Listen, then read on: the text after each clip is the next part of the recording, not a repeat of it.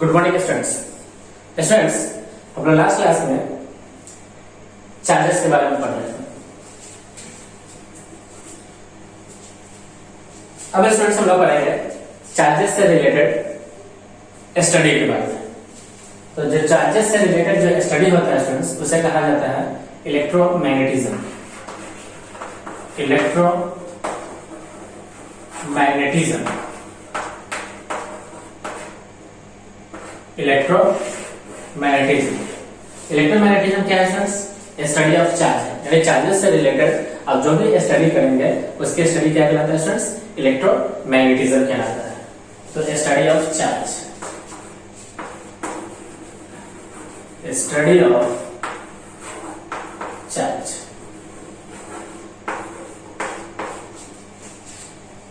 तो इसे क्या बोला जाएगा स्टूडेंट्स? इलेक्ट्रोमैग्नेटिज्म बोला जाएगा।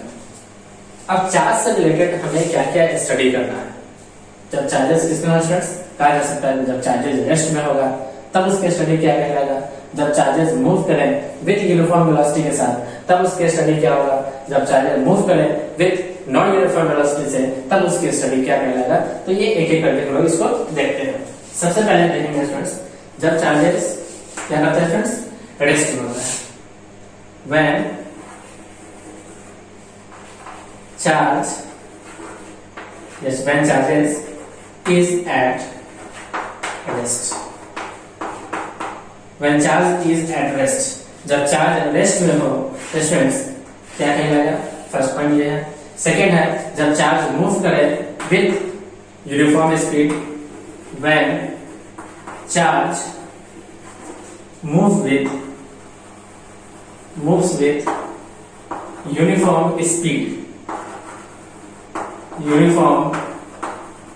speed, तो इसकी स्टडी क्या करेगा? यूनिफॉर्म स्पीड कह ले या लोग हम कह सकते हैं यूनिफॉर्म और वेलोसिटी। तो इसकी स्टडी क्या कहलाएगा? सेकेंड पॉइंट हो गया। थर्ड है फ्रेंड्स, जब चार्ज मूव करे with non uniform speed, when charge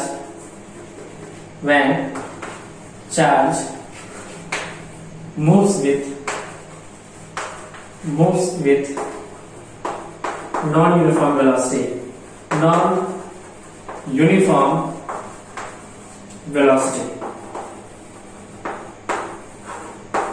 या यूं कह लें इसे कहा जाता है एक्सेलरेटेड मोशन, एक्सेलरेटेड या एक्सेलरेटेड। when चार्ज क्या करेगा स्टूडेंट्स? एक्सेलरेट करे तब उसके स्टडी क्या कहलाएगा, ये हमें देखना है। तो स्टूडेंट्स तीन बातें करेंगे। पहला कि चार्जेस की स्टडी करना है क्या कहलाता है स्टूडेंट्स? इलेक्ट्रोमैग्नेटिज्म कहलाता है। इलेक्ट्रोमैग्नेटिज्म में तीन बात है। पहली बात क्या है स्टूडेंट्स कि जब चार्ज रेस्ट में हो तो उसकी स्टडी क्या कहलाएगा। जब चार्ज मूव करे विद यूनिफॉर्म स्पीड के साथ तो उसकी स्टडी क्या कहलाएगा। और थर्ड क्या है स्टूडेंट्स कि जब चार्ज मूव करे विद नॉन यूनिफॉर्म स्पीड के साथ या एक्सेलरेट करे तो उसकी स्टडी क्या कहलाएगा। ओके स्टूडेंट्स, तो फर्स्ट क्या है स्टूडेंट्स देखिए, जब चार्ज रेस्ट में होता है तो उसकी स्टडी करना, यानी इसकी स्टडी करना कहलाता है इलेक्ट्रोस्टैटिक। क्या कहलाता है स्टूडेंट्स? इलेक्ट्रोस्टैटिक। जब चार्ज रेस्ट में हो एंड उस रेस्ट पार्ट का स्टडी किया जाए तो उसकी स्टडी कहलाता है क्या स्टूडेंट्स? इलेक्ट्रोस्टैटिक कहलाता है।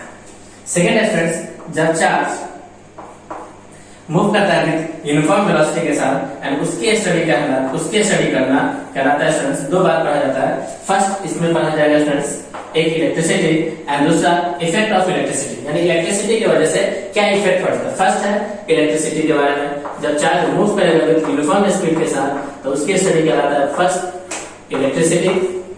एंड सेकेंड पढ़ा जाएगा स्टूडेंट्स इलेक्ट्रिसिटी का इफेक्ट। तो इलेक्ट्रिसिटी का इफेक्ट आएगा क्या स्टूडेंट्स? मैग्नेटिज्म। क्या है students? Magnetism, magnet and magnetic यानी इफेक्ट ऑफ इलेक्ट्रिसिटी। सेकेंड यानी मैग्नेट एंड मैग्नेटिज्म, ऐसे मिला।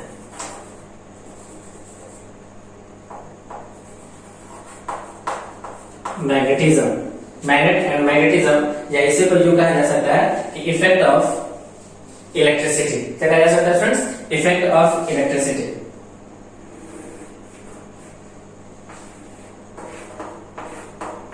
Effect of electricity.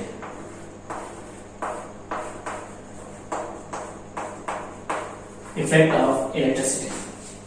तो जब चार्जेस स्टूडेंट्स मूव करते हैं यूनिफॉर्म वेलोसिटी के साथ, तो दो बात हमें पढ़ना है, पहला इलेक्ट्रिसिटी, दूसरा पढ़ना है magnetism and effect of electricity. Okay students. Third, जब चार्जेस क्या करता है स्टूडेंट्स, एक्सीलरेट करता हो, तो उस स्थिति में स्टूडेंट्स हमें पढ़ना है, उस स्थिति में पढ़ना है कि जब इसकी स्टडी कहलाता है स्टूडेंट्स, इसकी स्टडी कहलाता है इलेक्ट्रोमैग्नेटिक वेव। क्या कहलाता है students? Electromagnetic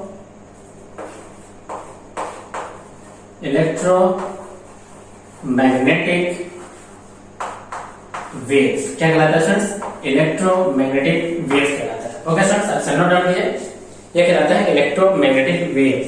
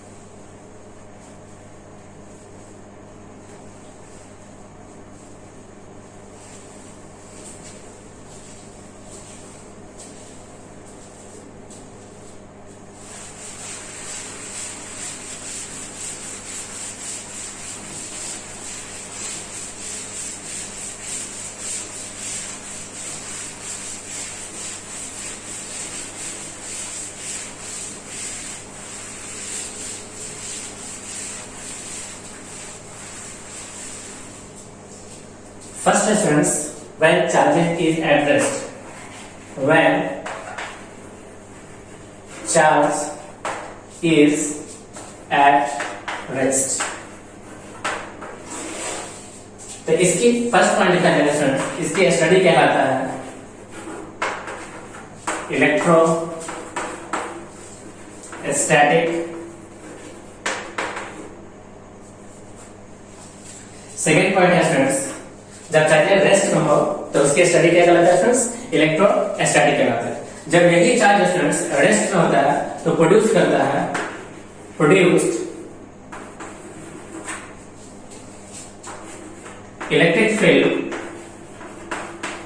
electric field around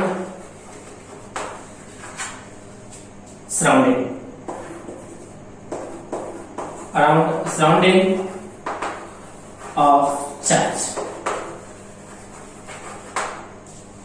लेकिन जब भी कोई चार्ज स्टूडेंट्स रेस्ट में हो तो उसके चारों तरफ एक फील्ड बनेगा और उसी फील्ड को क्या कहा जाएगा स्टूडेंट्स? इलेक्ट्रिक फील्ड कहा जाएगा। अब थर्ड पॉइंट क्या है स्टूडेंट्स, कि जब भी चार्जेस इस फील्ड के अंदर आएगा तो उस पर फोर्स लगेगा and act electrostatic force x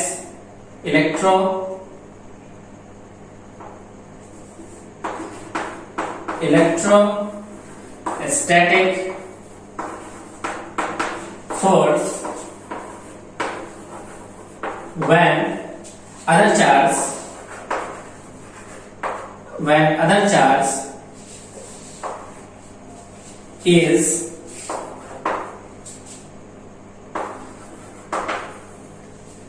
is kept in the surrounding of other charge, is kept in the field of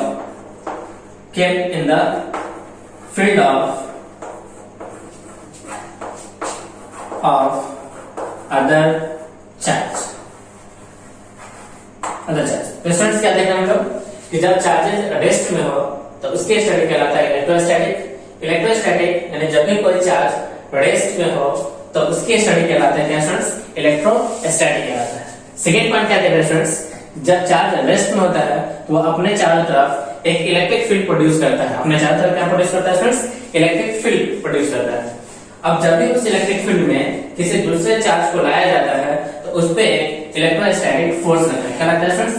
electrostatic force लगता है। क्या लगता है स्टूडेंट्स? इलेक्ट्रोस्टैटिक फोर्स लगता है। और इसी इलेक्ट्रोस्टैटिक फोर्स को स्टूडेंट्स हम लोग कूलम्ब्स लॉ ऑफ फोर्स के नाम से जानेंगे। किसके नाम से जानेंगे students? Coulomb's law of force, Coulomb's law of electrostatic force.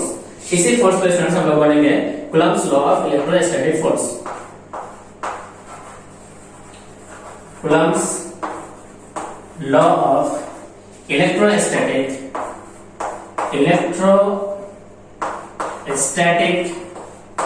Force. Okay friends, आपसे नोट डाउट किए?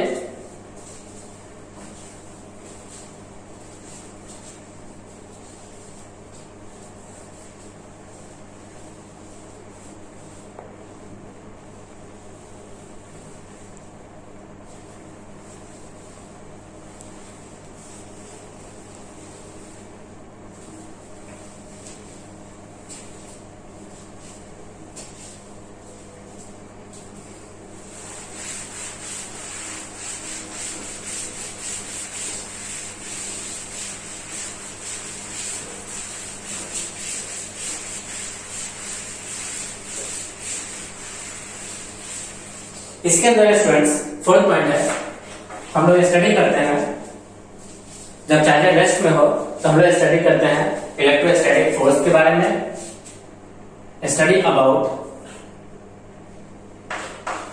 इन विच, फोर्थ पॉइंट है, इन विच स्टडी अबाउट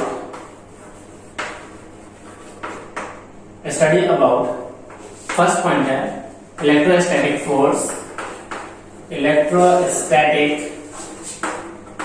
फोर्स, सेकेंड है स्टूडेंट्स इलेक्ट्रिक फील्ड, थर्ड है इलेक्ट्रिक पोटेंशियल एनर्जी,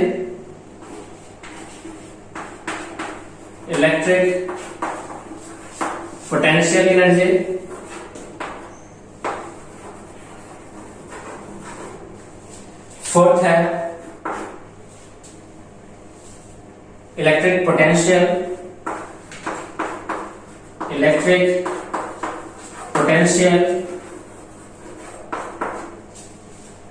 फिर स्टूडेंट्स हम लोग पढ़ेंगे पोटेंशियल डिफरेंस, यानी electric potential difference, electric potential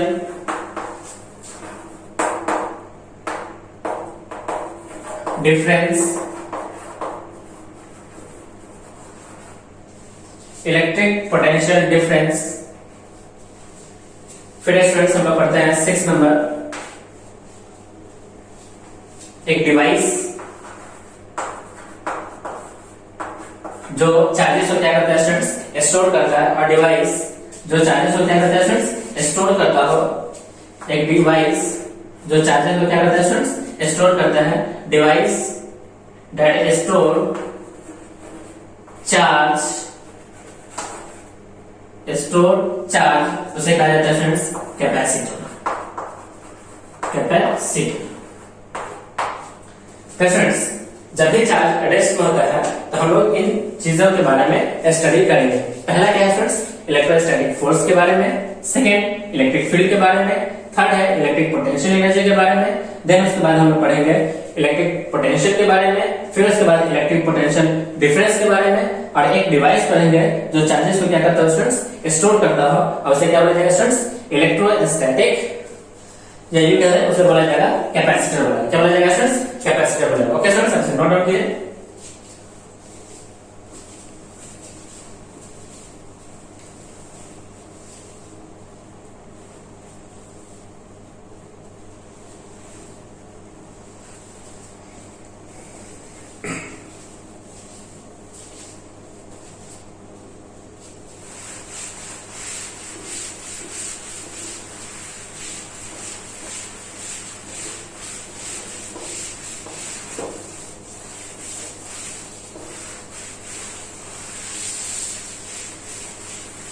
Second is friends, when charge moves with uniform velocity. Students जब charge move करता हो विद यूनिफॉर्म वेलोसिटी के साथ तब हम लोग क्या पढ़ने वाले हैं।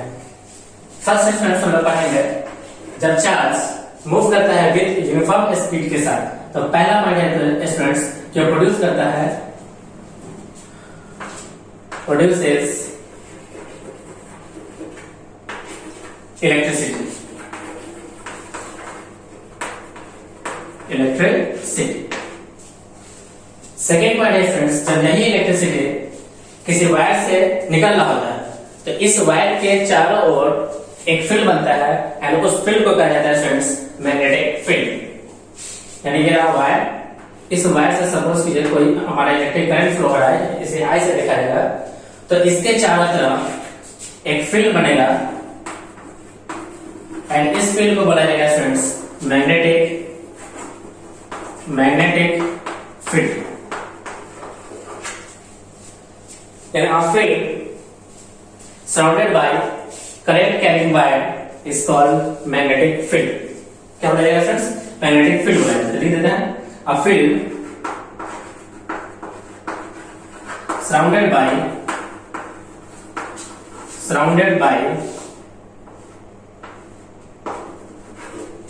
current carrying wire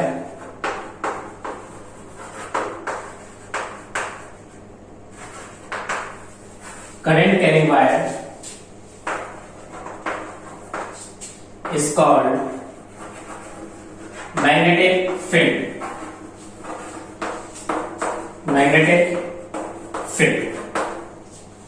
okay students अब से नोट डाउन कीजिए।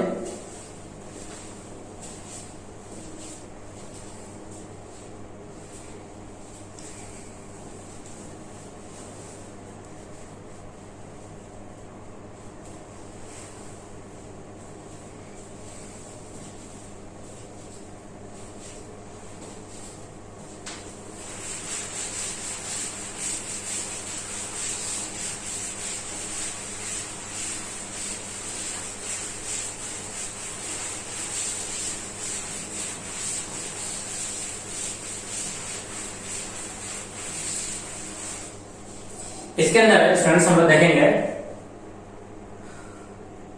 Third point in which study about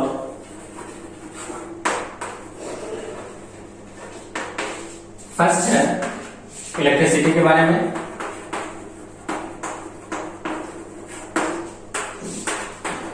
second है magnet and effect of electricity,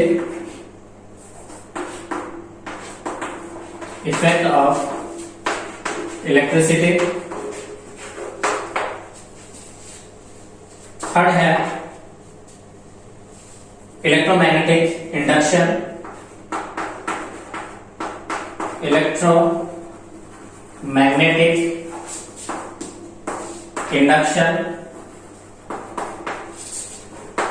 जिसे स्टूडेंट्स बोला जाता है EMI।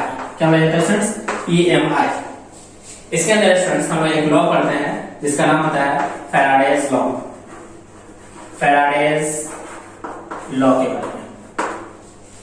नेक्स्ट स्टूडेंट्स हम लोग स्टडी करेंगे अल्टरनेटिंग करंट।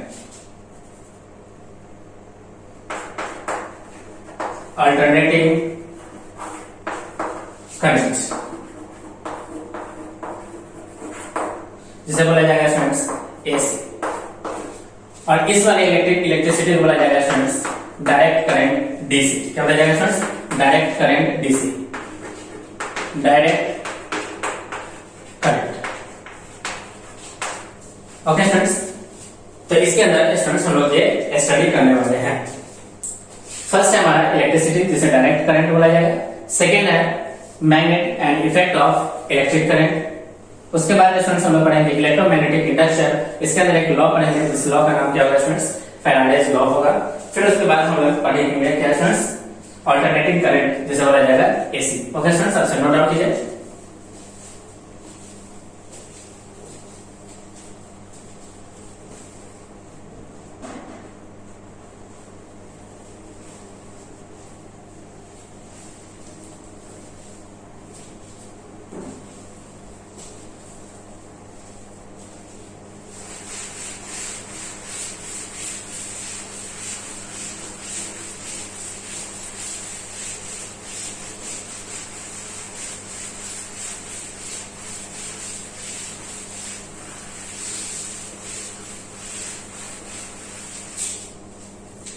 नेक्स्ट है friends, when charge moves with non-uniform speed या velocity, non-uniform velocity, non-uniform velocity.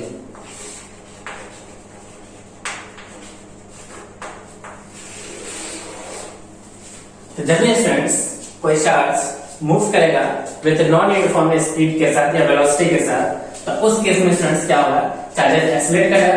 तो जब भी चार्जेस एक्सेलरेट करेगा, यानी चार्ज है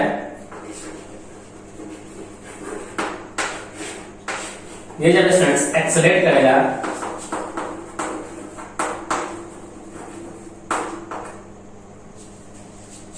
तो ये प्रोड्यूस करता है produced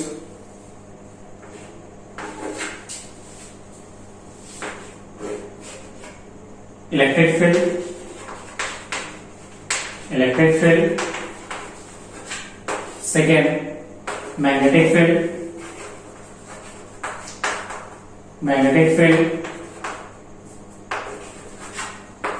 and radiate energy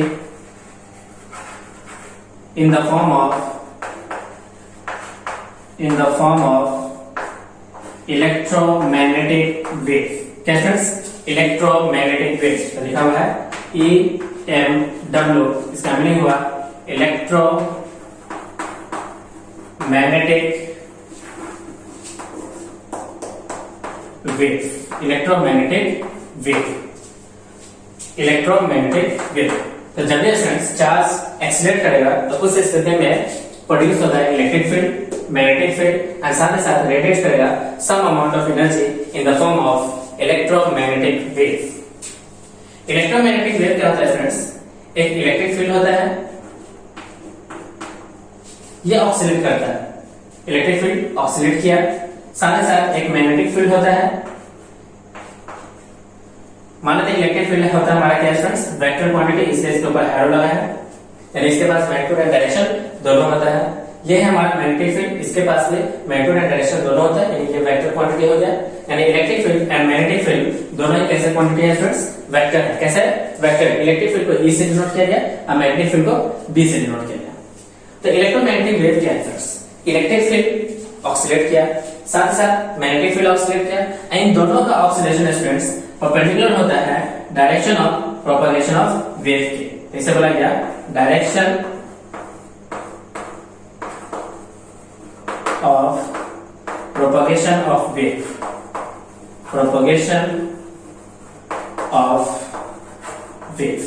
तो जब भी स्टूडेंट्स इलेक्ट्रिक फील्ड ऑक्सीलेट किया एंड वो परपेंडिकुलर ऑफ मैग्नेटिक फील्ड के, वो भी ऑक्सीलेट किया, एंड दोनों के दोनों परपेंडिकुलर हो किसके friends, direction of propagation of wave के, तो उस स्थिति में इसे कहा जाता है कि ये क्या है फ्रेंड्स, इलेक्ट्रोमैग्नेटिक वेव है। क्या है फ्रेंड्स, इलेक्ट्रोमैग्नेटिक वेव है। तो जब भी इलेक्ट्रिक फील्ड ऑक्सीलेट करे, मैग्नेटिक फील्ड ऑक्सीलेट करे, और साथ ही साथ दोनों का ऑक्सीलेशन परपेंडिकुलर हो टू द डायरेक्शन ऑफ किसके फ्रेंड्स, प्रोपगेशन ऑफ वेव के, तो उसे बोला जाएगा इलेक्ट्रोमैग्नेटिक वेव। क्या बोला जाएगा friends, electromagnetic wave. Electromagnetic wave के फ्रेंड्स हम लोग एग्जांपल देख सकते हैं। इलेक्ट्रोमैग्नेटिक वेव का एग्जांपल होता है लाइट। क्या friends, light is the example of electromagnetic wave. आप बोल सकते हैं रेडियो वेव। क्या बोल सकते हैं फ्रेंड्स, रेडियो वेव, माइक्रोवेव, ये सब के सब एग्जांपल है किसके फ्रेंड्स, इलेक्ट्रोमैग्नेटिक वेव के। फिर आप बोल सकते हैं एक्सरे, गामा रे, एक्सेट्रा, ये सब के सब एग्जांपल है किसके फ्रेंड्स, इलेक्ट्रोमैग्नेटिक वेव के। ओके फ्रेंड्स, आप नोट डाउन कीजिए, ये सब के सब एग्जांपल है इलेक्ट्रोमैग्नेटिक वेव के।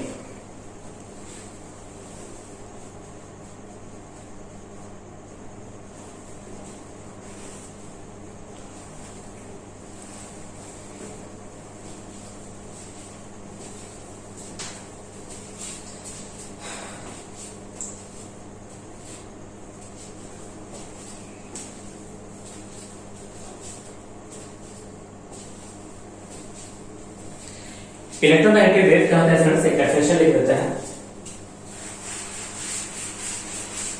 इलेक्ट्रोमैग्नेटिक वेव का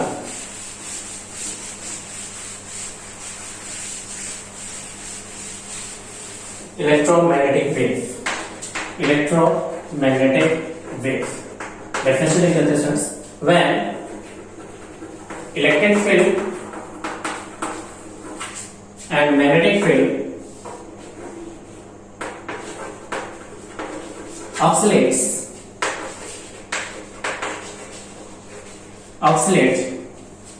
mutually perpendicular to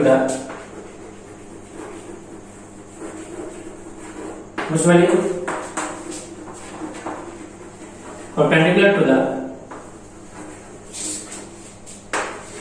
direction of propagation of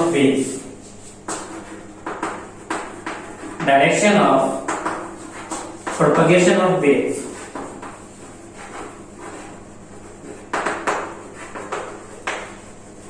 is called electromagnetic wave.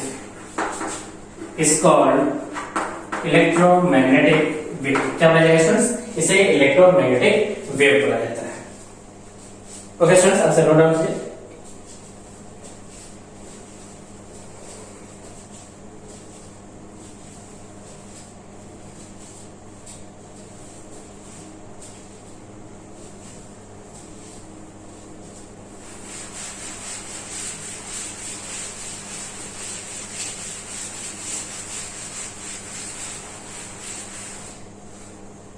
Electromagnetic wave के अंदर स्टूडेंट्स वेरियस पार्ट्स होते हैं।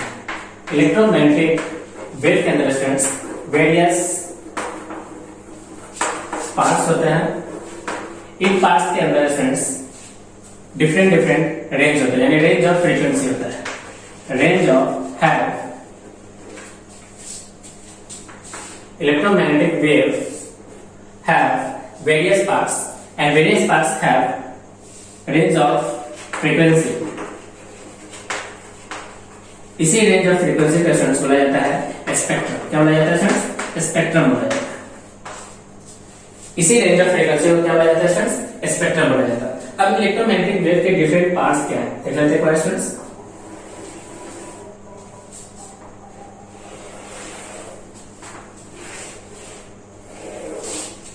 सबसे फर्स्ट है स्टूडेंट्स रेडियो वेव।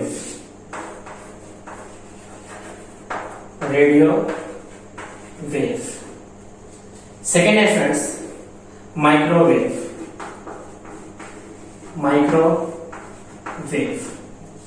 थर्ड है students infrared.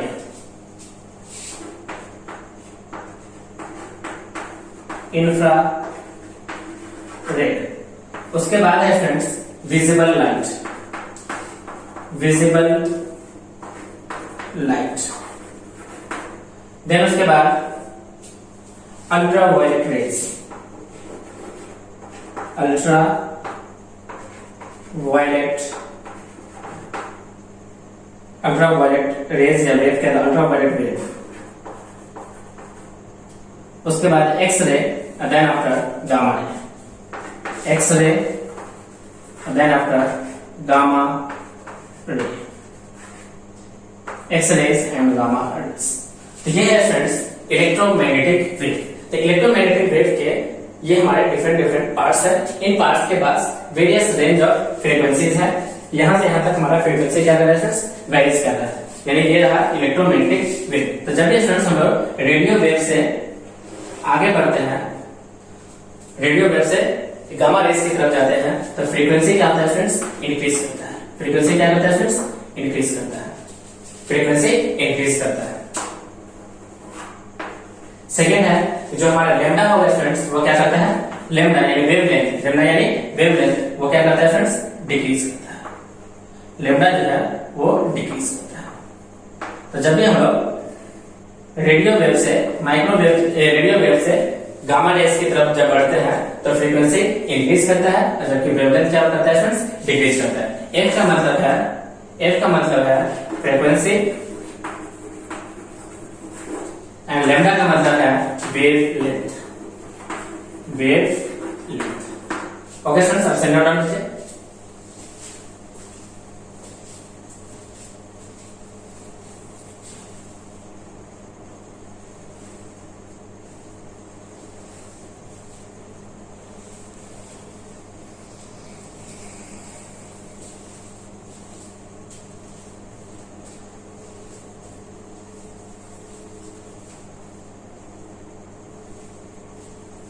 Okay students,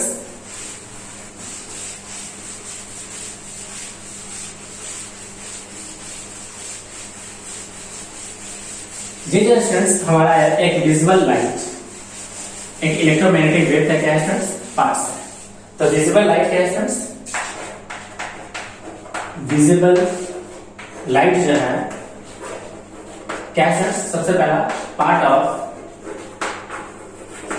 electromagnetic wave, part of electro magnetic wave, electromagnetic wave, first point. Second क्या है friends कि इसके अंदर फ्रेंड्स 7 कलर्स के लाइट होते हैं। कितने कलर्स के लाइट होते हैं? 7 कलर्स से have 7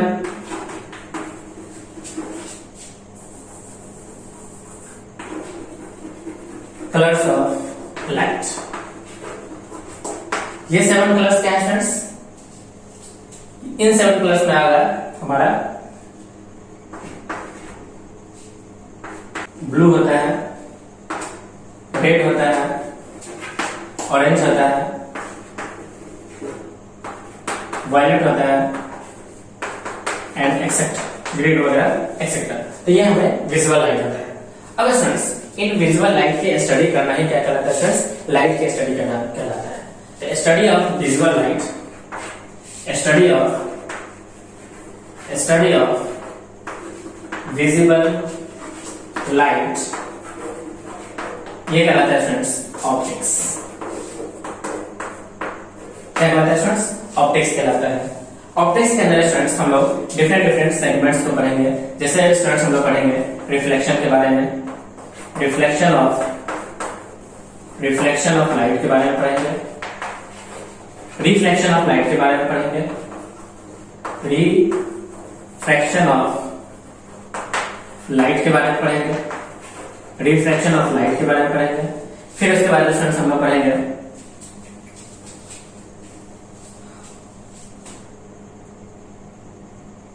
ह्यूमन आई के बारे में पढ़ेंगे, ह्यूमन आईज के बारे में पढ़ेंगे।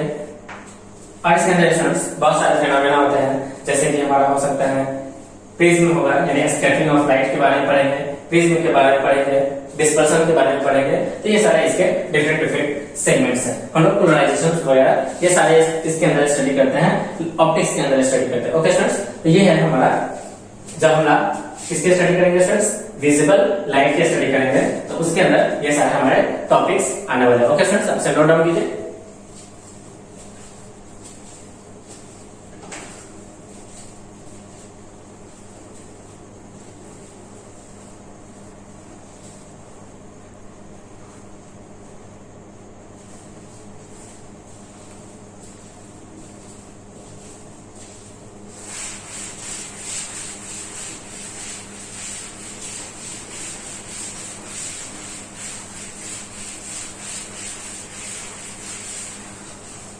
नेक्स्ट टॉपिक है students method of charging.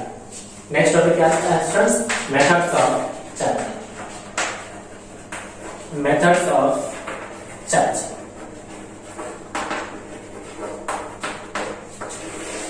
Methods of charging, methods of charging, methods of charging के अंदर स्टूडेंट्स हम लोग 3 चीज के बारे में पढ़ेंगे। फर्स्ट है चार्जिंग करने के जो हमारे तरीके हैं 3 हैं। एक है बाई फ्रिक्शन,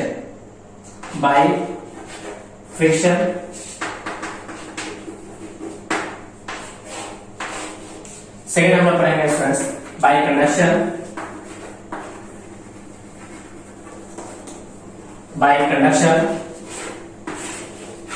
देन उसके बाद स्टूडेंट्स हम लोग पढ़ेंगे by induction, by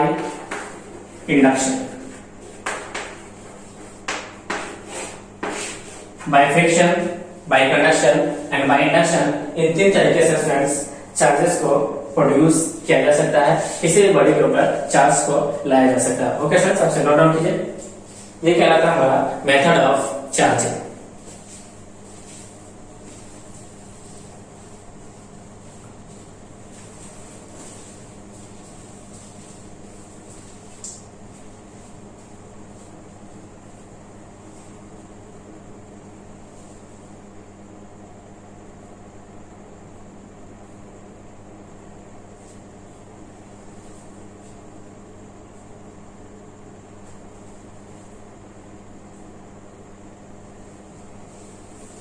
okay students, तो सबसे फर्स्ट हम लोग पढ़ते हैं बाय फ्रिक्शन।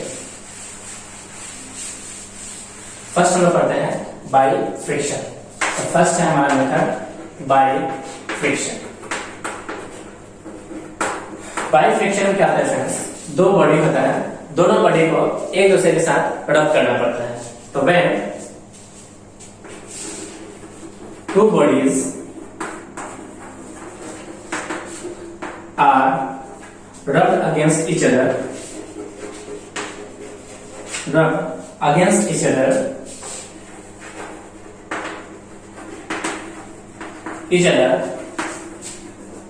हीट क्या होता है स्टूडेंट्स, प्रोड्यूस होता है। जब भी दो वस्तु को आप रब करोगे तो हीट प्रोड्यूस होगा, हीट इज प्रोड्यूस्ड। अब इस हीट प्रोड्यूस की वजह से students, due to this heat,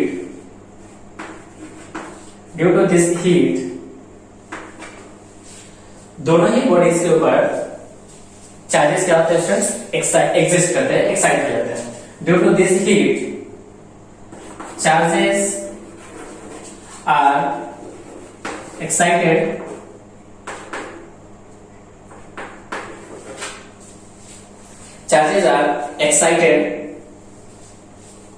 on these two bodies,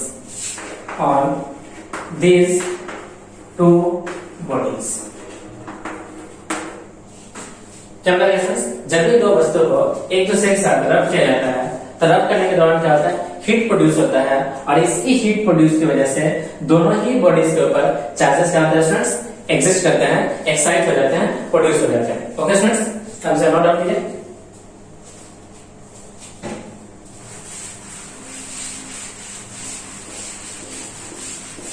दोनों ही बॉडीज के ऊपर स्टूडेंट्स डिफरेंट नेचर के चार्ज प्रोड्यूस होते हैं। सेकेंड पार्ट क्या है students, opposite charges are excited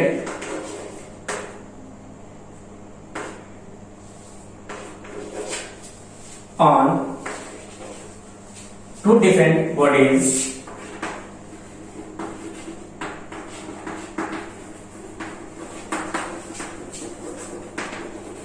when rubbed against each other,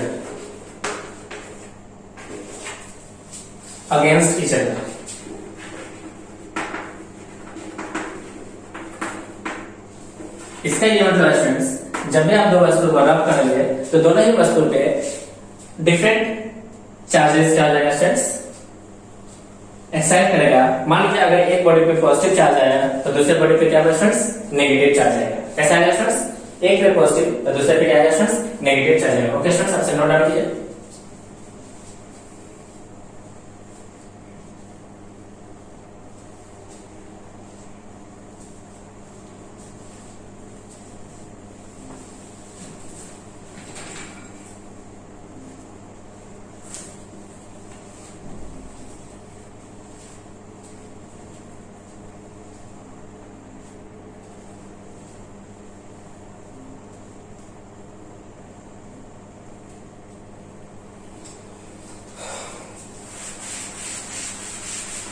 third point है स्टूडेंट्स, इसी के अंदर थर्ड पॉइंट लिखा जाएगा कि अगर कोई बॉडी के पास इलेक्ट्रॉन एफिनिटी ज्यादा है, if a body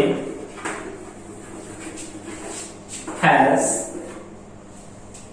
more electron affinity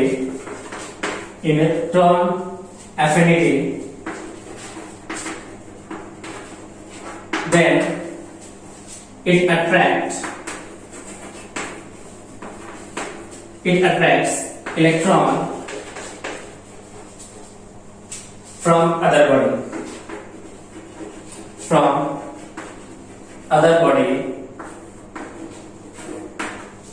यानी जब भी किसी पर यानी दो वस्तु को जब रब किया जा रहा है, उन दोनों वस्तु में जिस वस्तु का इलेक्ट्रॉन एफिनिटी ज्यादा होगा वो वस्तु क्या करेगा फ्रेंड्स, इलेक्ट्रॉन को अट्रैक्ट करेगा अदर बॉडी से। ओके फ्रेंड्स, जैसे इलेक्ट्रॉन उसके पास आया, इलेक्ट्रॉन को अट्रैक्ट किया तो बॉडी कैसा चार्ज बनेगा फ्रेंड्स, पॉजिटिव चार्ज बनेगा। एंड बॉडी कैसे चार्ज होगा, पॉजिटिवली चार्ज हो जाएगा, positively charge body, sorry electron ज्यादा हो जाएगा तो नेगेटिवली चार्ज बॉडी होगा। कैसा होगा स्टूडेंट्स? नेगेटिवली चार्ज बॉडी हो जाएगा, नेगेटिवली चार्ज बॉडी। और जिस वस्तु से इलेक्ट्रॉन आएगा वो बॉडी कैसा हो जाएगा स्टूडेंट्स? पॉजिटिवली चार्ज बॉडी होगा। And other body has positive charge. कैसा हो जाएगा स्टूडेंट्स? पॉजिटिव चार्ज होगा। ओके स्टूडेंट्स, सबसे नोट डाउन कीजिए।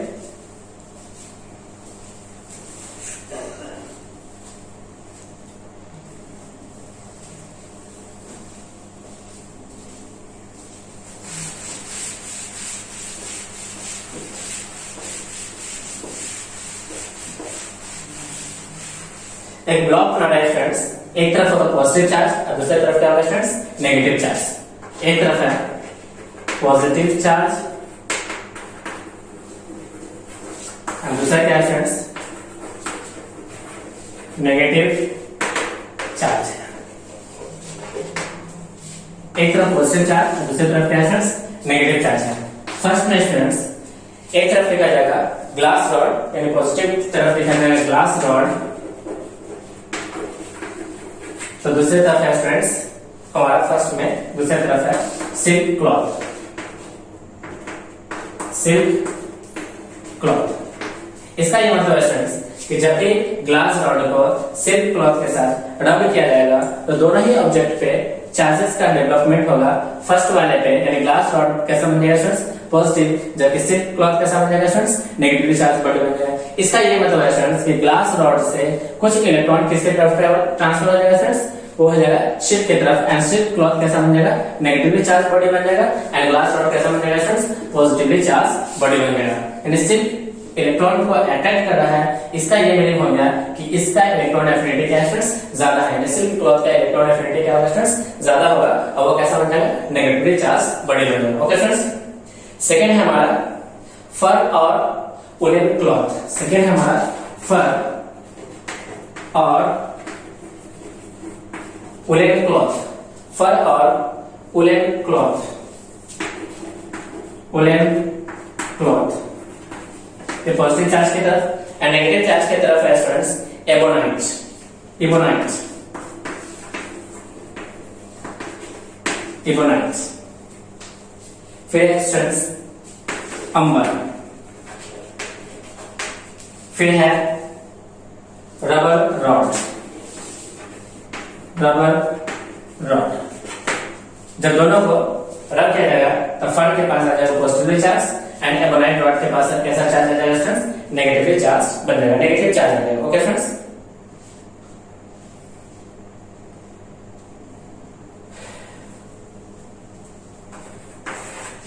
थर्ड में लिखा जा सकता है वुलन कोट।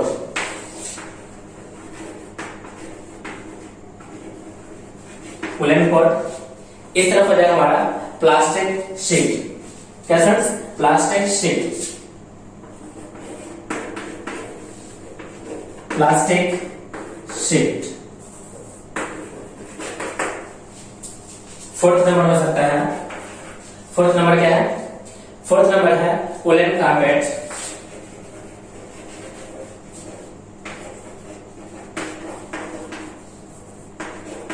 वुलन कारपेट और इस तरफ हो जाएगा हमारा रबर शूज।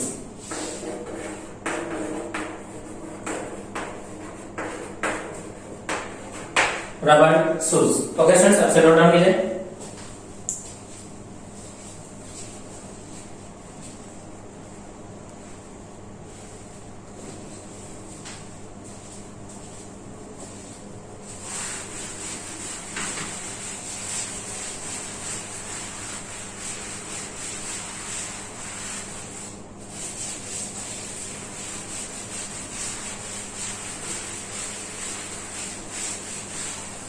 फिफ्थ नंबर है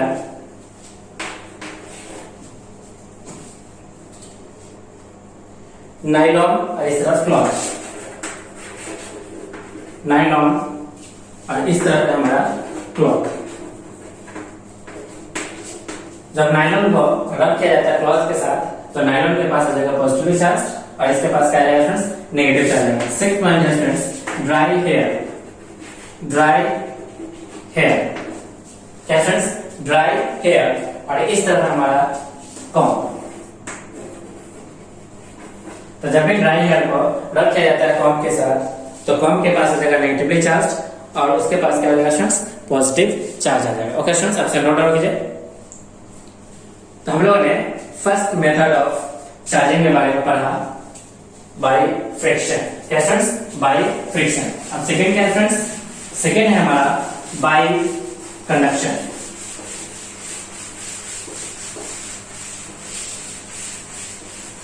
सेकेंड है हमारा बाय कंडक्शन। सेकेंड मेथड है बाय कंडक्शन। बाय कंडक्शन में क्या होता है फ्रेंड्स, सपोज कि हमारे पास दो चार्ज बॉडी है। फर्स्ट चार्ज बॉडी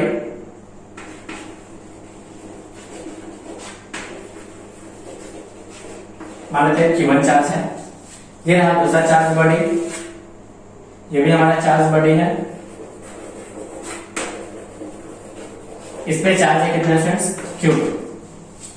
मान लेते हैं चार्ज ऑन फर्स्ट बॉडी ज्यादा है किससे फ्रेंड्स, सेकेंड बॉडी से।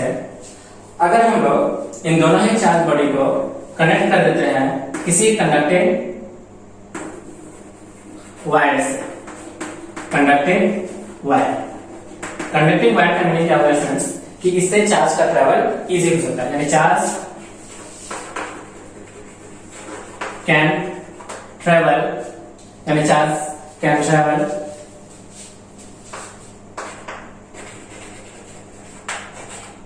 Through it easily,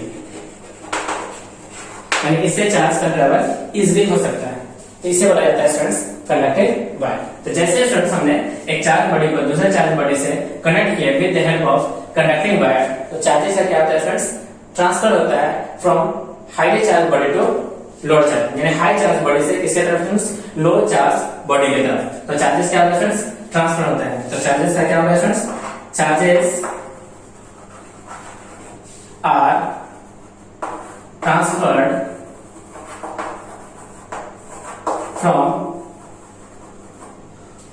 higher charge body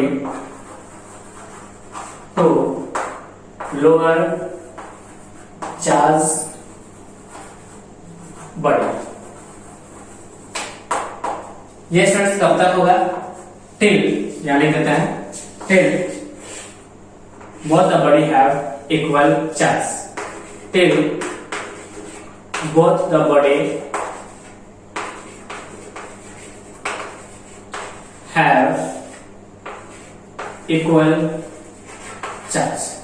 जब दोनों ही बॉडी के पास इक्वल चार्ज हो जाएगा तो उस दौरान चार्जेस का ट्रैवल क्या हो जाएगा स्टूडेंट्स, रुक जाएगा, यानी चार्जेस का ट्रांसफर रुक जाएगा। ओके स्टूडेंट्स, आपसे नोट डाउन कीजिए।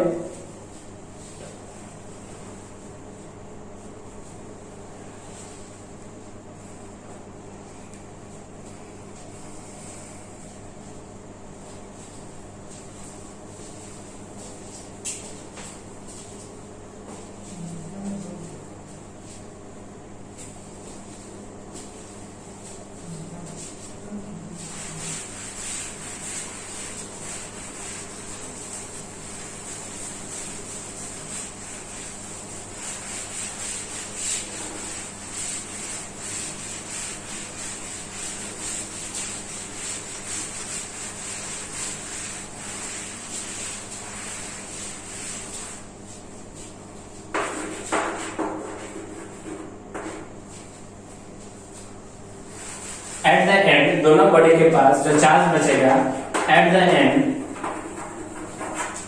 both the bodies have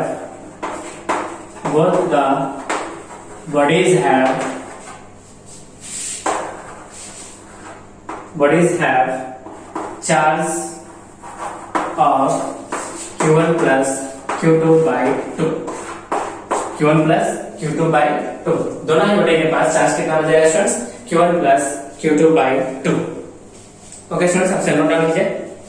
तो ये था स्टूडेंट्स हमारा बाय कंडक्शन, किसी कंडक्शन की हेल्प से स्टूडेंट्स हम लोग चार्जेस को कैसे प्रोड्यूस किया जा सकता है, यानी चार्जेस को कैसे बनाया जा सकता है, जिसे बोला गया मेथड ऑफ चार्जिंग। नेक्स्ट है फ्रेंड्स हमारा मेथड ऑफ चार्जिंग में लास्ट जिसे बोला गया इंडक्शन यानी by induction.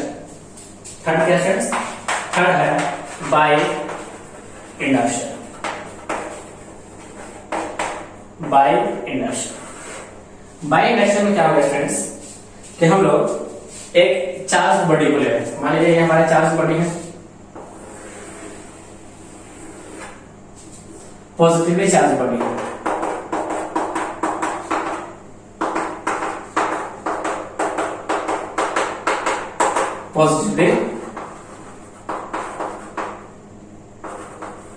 Positively charge body है। इसके नियर अबाउट में, नियर बाय में हम लोग क्या करते हैं, एक अनचार्ज बॉडी को रखते हैं, यानी न्यूट्रल बॉडी को रखते हैं, न्यूट्रल बॉडी। हमने क्या किया फ्रेंड्स, एक चार्ज बॉडी के नियर बाय में एक न्यूट्रल बॉडी को रखा। अब न्यूट्रल बॉडी में क्या है फ्रेंड्स कि नंबर ऑफ इलेक्ट्रॉन इक्वल होता है नंबर ऑफ किसके फ्रेंड्स, प्रोटॉन। अब क्या हुआ फ्रेंड्स कि ये हमारा पॉजिटिवली चार्ज बॉडी है, तो पॉजिटिवली चार्ज बॉडी क्या करेगा, सारे इलेक्ट्रॉन को अपनी तरफ क्या करेगा फ्रेंड्स, अट्रैक्ट करेगा। तो सारे इलेक्ट्रॉन फ्रेंड्स इसके इनसाइड इस तरफ आके एक जगह इकट्ठा हो जाएंगे। सारे पॉजिटिव चार्जेस फ्रेंड्स इससे दूर बाहर की तरफ यानी यहाँ सारे के सारे डेवलप हो जाएगा। यानी क्या हुआ फ्रेंड्स कि नेगेटिव चार्ज एक तरफ एंड पॉजिटिव चार्ज क्या हो गया फ्रेंड्स, अलग तरफ आ गया। अब हम लोग क्या करेंगे स्टूडेंट्स, मान लेते हैं इस पॉजिटिव चार्ज को अगर हम लोग कनेक्ट कर दे, यानी इस न्यूट्रल बॉडी को अगर कनेक्ट कर देते किसी अर्थिंग से, इसे बोला गया अर्थिंग। तो अर्थिंग के बाद क्या होगा फ्रेंड्स, इसके बाद सारा जो हमारा पॉजिटिव चार्ज है अर्थ में चला जाएगा। अब बचेगा क्या फ्रेंड्स, सारा नेगेटिव चार्ज। अब वो पूरा का पूरा नेगेटिव चार्ज इस बॉडी पे चारों तरफ क्या होगा फ्रेंड्स, फैल जाएगा। पूरा का पूरा पॉजिटिव चार्ज यानी नेगेटिव चार्ज इस बॉडी पे क्या होगा फ्रेंड्स, फैल जाएगा। तो फ्रेंड्स हमने क्या देखा कि हमने इस न्यूट्रल बॉडी के जो पहले न्यूट्रल था उस बॉडी को कैसा चार्ज बना दिया, नेगेटिवली चार्ज बॉडी बना दिया। ये है हमारा नेगेटिवली चार्ज बॉडी। क्या क्या फ्रेंड्स, नेगेटिवली चार्ज बॉडी बनाएगा। यानी जितने भी हमारे चार्ज थे वो सारे के सारे चार्ज क्या हो गया, यूनिफॉर्मली डिस्ट्रीब्यूट हो गया। क्या हो गया फ्रेंड्स, डिस्ट्रीब्यूट हो गया। तो इसे बोला जाता है फ्रेंड्स डिस्ट्रीब्यूशन ऑफ चार्ज। क्या बोला गया फ्रेंड्स, इससे बोला गया डिस्ट्रीब्यूशन ऑफ चार्ज। तो एक्चुअली में हुआ कि हमने न्यूट्रल बॉडी को नियर अबाउट रखा किसी चार्ज बॉडी के, तो उसके इनर सरफेस पे अपोजिट होता है पहली बॉडी, यानी पहली बॉडी के अपोजिट चार्ज है, जबकि इसके आउटर सरफेस पे इस बॉडी की तरह ही चार्ज है यानी लाइक चार्जेस। तो क्या बोला गया फ्रेंड्स कि इनर सरफेस पे अनलाइक चार्ज डेवलप हो जाता है एंड आउटर सरफेस पे लाइक चार्ज डेवलप हो जाता है। और जब भी इसको हम लोग अर्थ करेंगे तो बाहरी चार्ज जो भी होगा यानी इस सरफेस से दूर यानी आउटर चार्ज, वो सबके साथ कहां चला जाएगा फ्रेंड्स, अर्थ में चला जाएगा। और वो पूरा का पूरा चार्ज डिस्ट्रीब्यूट हो जाएगा किस पे फ्रेंड्स, इस बॉडी पे। अब इस बॉडी पे जो चार्ज का डिस्ट्रीब्यूशन होगा वो दो तरह से होगा, या तो यूनिफॉर्म और नहीं तो क्या फ्रेंड्स, नॉन यूनिफॉर्म। क्या हो सकता है फ्रेंड्स, यूनिफॉर्म या तो नॉन यूनिफॉर्म। इस बात को लिख देते हैं।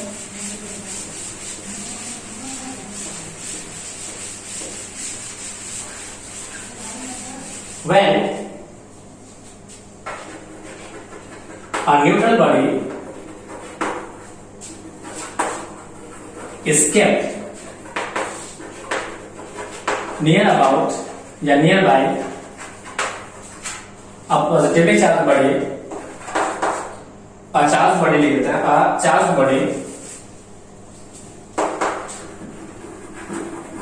body then inner surface of neutral body when then at inner surface of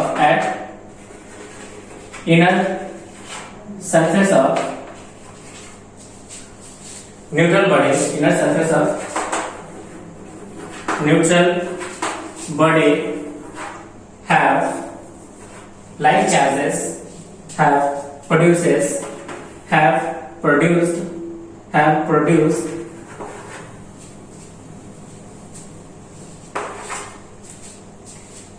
unlike charges whereas outer surface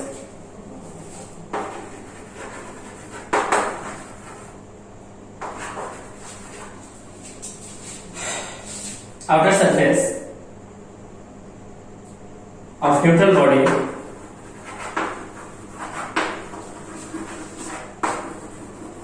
have produced like charges. Such method of charging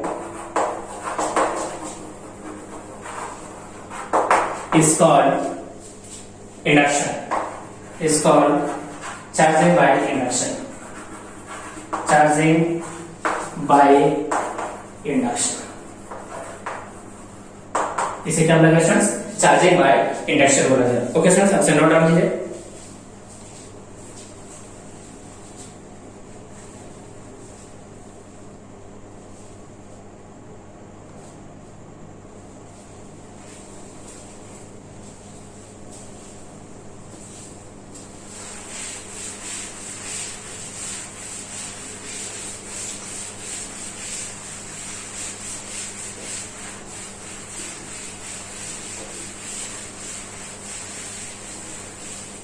earthing के बाद क्या था friends? After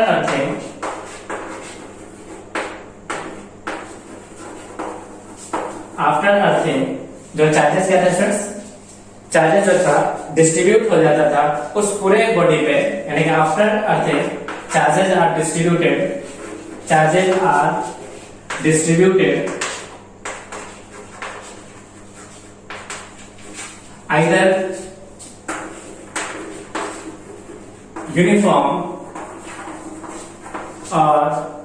either uniformly or non-uniformly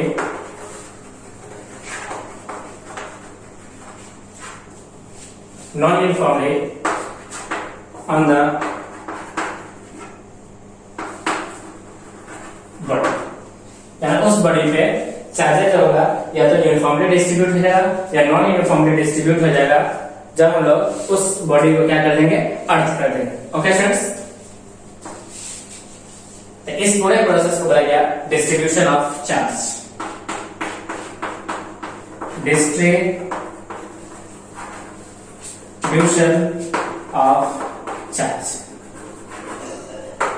क्या बोला गया friends? Distribution of charge.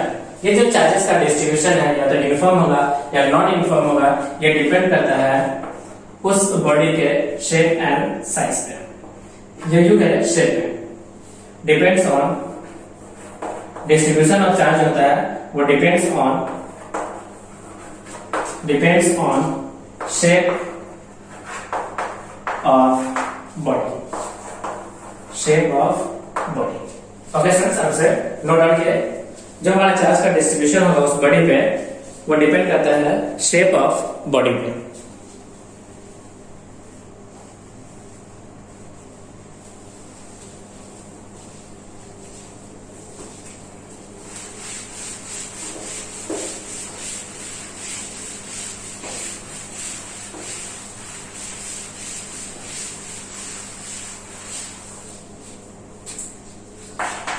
Charge जो है students दो तरह से हो सकता है।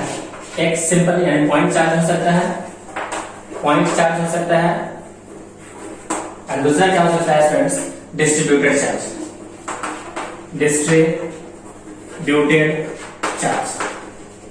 डिस्ट्रीब्यूशन स्टूडेंट्स हम लोग देखें दो तरह का था, एक यूनिफॉर्म और दूसरा क्या स्टूडेंट्स? एंड दूसरा था नॉन यूनिफॉर्म। एक यूनिफॉर्म और दूसरा क्या स्टूडेंट्स? Non uniform. ये जो हमारा डिस्ट्रीब्यूशन है वो हमारे पास तीन तरह का हो सकता है।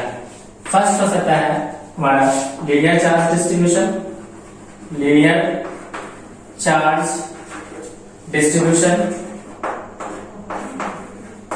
Linear charge distribution. सेकेंड हो सकता है surface charge distribution, surface charge distribution. Last हो सकता है volume charge distribution, volume charge distribution. एक हो सकता है लीनियर चार्ज डिस्ट्रीब्यूशन, दूसरा हो सकता है सरफेस चार्ज डिस्ट्रीब्यूशन और तीसरा हो सकता है volume charge distribution. Okay students, अब नोट डाउन कीजिए।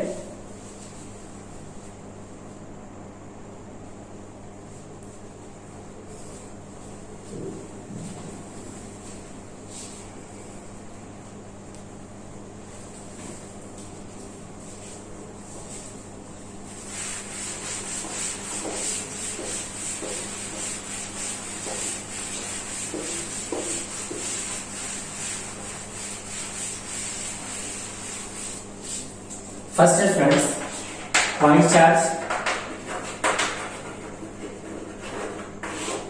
ये रहा हमारा पॉइंट चार्ज Q, यानी किसी भी पॉइंट पे अगर कोई चार्ज है तो उसे क्या लगाया जाएगा फ्रेंड्स, पॉइंट चार्ज। मान लीजिए कि दो चार्जेस है, अब दो चार्जेस का जो बीच का सेपरेशन है, यानी उस दो चार्जेस के बीच का सेपरेशन इस पॉइंट चार्ज के डायमेंशन से अगर ज्यादा है तो इस चार्ज को कंसीडर किया जा सकता है कैसा फ्रेंड्स, पॉइंट चार्ज। क्या कंसीडर किया जा सकता है स्टूडेंट्स, पॉइंट चार्ज कंसीडर किया जा सकता है। यानी अगर डिस्टेंस बिटवीन टू चार्जेस अगर ज्यादा है किससे friends, size of charge body से, तो इस चार्ज बॉडी को कंसीडर किया जा सकता है कैसा फ्रेंड्स, पॉइंट चार्ज कंसीडर किया जा सकता है। सेकंड है हमारा लीनियर चार्ज डिस्ट्रीब्यूशन या linear charge distribution, linear charge distribution.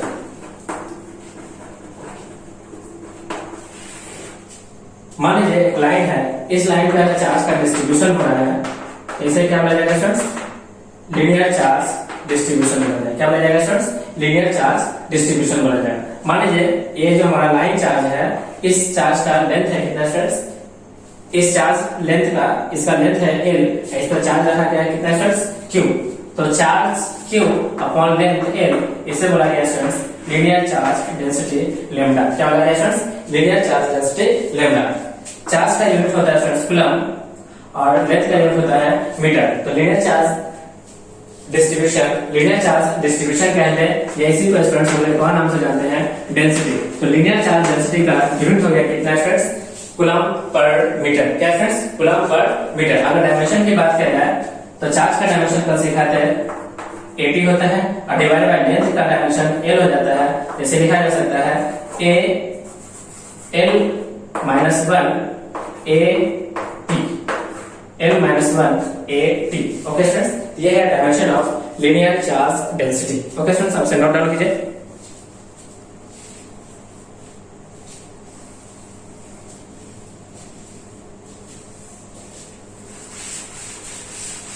Second है हमारा सरफेस चार्ज डेंसिटी। क्या है friends, surface charge density. Second है सरफेस चार्ज डेंसिटी या डिस्ट्रीब्यूशन। मान लेते हैं सरफेस है, इस सरफेस पे ये रहा चार्ज, सरफेस पे जो टोटल चार्ज है वो S है और इसका सरफेस पे टोटल चार्ज Q है और इसका एरिया जो है वो कितना है फ्रेंड्स, S है।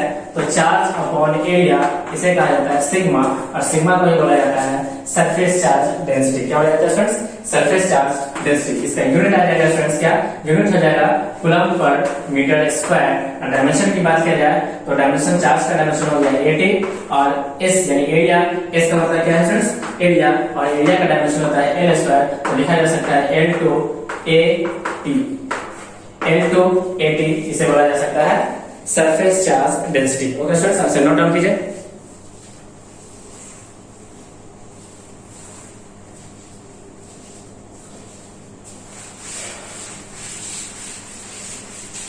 थर्ड पॉइंट हो चुका है, लास्ट है हमारा fourth number, volume charge density.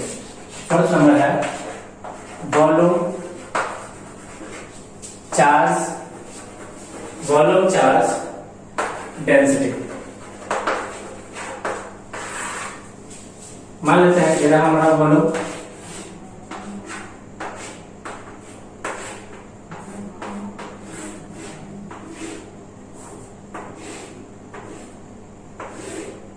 इसमें मान लीजिए चार्ज रखा हुआ है, ये अंदर इनसाइड चार्ज है, वॉल्यूम चार्ज डेंसिटी।